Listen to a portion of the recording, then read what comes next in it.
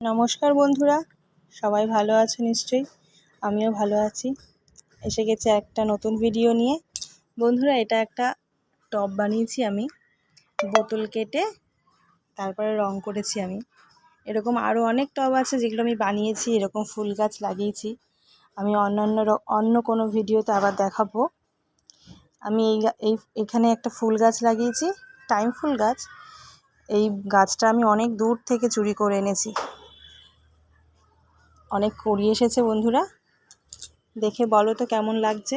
কমেন্টের মাধ্যমে অবশ্যই জানিও। ভালো লাগলেও জানাবে, না ভালো লাগলেও জানাবে।